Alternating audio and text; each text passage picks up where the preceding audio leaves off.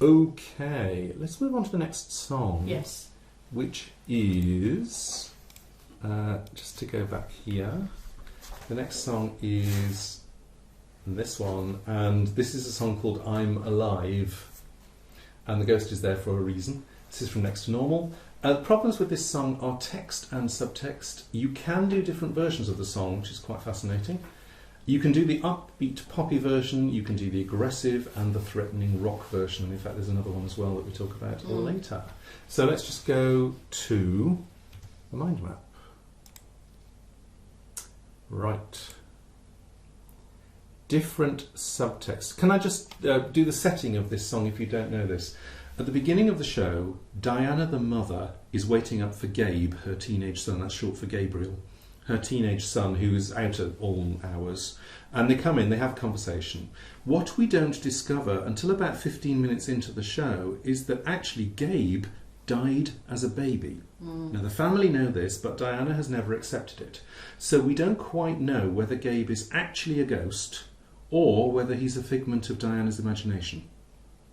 And Diana, this is the show that's about psychiatry, and so Diana is bipolar with hallucinations, they say, and so this is the treatment that she goes through. And Gabe, at this point, she is in a psychiatric treatment meeting, and the psychiatrist is saying, you must let go of your baby son. You must say that he doesn't exist. And Gabe stands behind her and sings, I'm alive, I'm so alive. And basically he's saying, you know, don't forget me, because I'm alive, I'm here, I'm real. It's the people around you that aren't real. So it's a very, very, and it's a really chirpy, upbeat rock song. Yes, it's extraordinary. Let's have a look at these different subtexts that we came up with. And I might point towards a few of the lyrics. Yes. This is interesting because it is, although it's marked as aggressive rock, it could easily be done as, say, a second song, a fairly chirpy, upbeat number, you know, with all these sort of I'm alive. Well, it's a celebration. It's a celebration of being alive. Absolutely. And I have seen it done like that. Yeah. Yeah. The second one is a really interesting one, which is a taunting one, and that's to surprise and threaten Diana.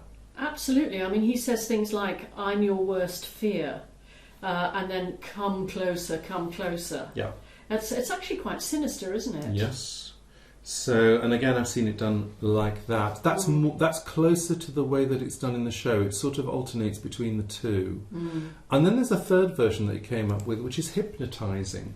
One of the things that happens slightly later in the show is that Gabe says, come with me and you'll be alive with me.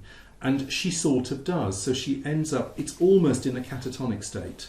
She sort of leaves real life and goes off mentally with Gabe. In fact, she recovers at the end. Well, one of the things that we were working with on this song a couple of weeks ago is actually putting several of these things in or alternating between them so that you get more detail in the song. And you can use the subtext in the riffs. Now, cut versions. Here is a shorter version. This is a whole scene, isn't it, Jeremy? Oh, and yeah. Part of the conceit of the song is that it's actually several visits to the same psychiatrist. So and time changes. Between the verses you have dialogue, so there's dialogue that runs all the way through the song. Dr. Madden and Diana are actually in their session, so Gabe is sort of intercutting. So we're going to show you first how to make a solo performance out of it. Well, there is a solo performance. This song is available as a solo performance, which doesn't have any of the dialogue in. This that we're going to show you is a shorter version of it. So from the score, from the beginning to after It's a Sore Surprise, I'm alive, I'm alive, I'm alive. And then on the third I'm alive, go up a tone and you jump to the top of page 8, which is the I'm right behind you section, because the pianist has to change key for this. And then you sing to the end. And in fact, there's another slightly shorter version where you don't actually sing to the end, you cut from the last yeah, yeah section and jump straight to the last held chord. Now that puts the song as a minute and 40 seconds, which is short enough for most auditions. Now, what about if you're doing a 16-bar version?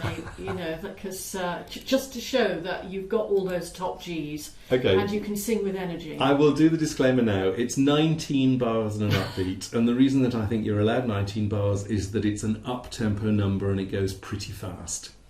This is about 20 seconds. So start at When I Appear, sing through to So Alive, and then tack on the final I'm Alive from the very end of the piece to give you the sustained high G. 90 bars and an upbeat. Our advice in these situations, certainly in the UK, is that if you've been asked to do 16 bars, but in fact you can't make a performable unit without the 19, be upfront about it, go in, say what you've done, and time the song so that you can say, actually it's 19 bars because otherwise it doesn't work, and it takes 45 seconds. Normally they will be perfectly happy. The important thing is not to go in and blag it through 32 bars. Yes, yeah, as in fact it happened, because it used to happen when I was playing auditions a lot, and in the end I'd just say, this is more than 16 bars. Because we have a lot of people to get through. Yeah, and that's really a black mark on your audition card, isn't it? Yeah. Now, let's just briefly say the sorts of things, when we're thinking about matching the song to the audition.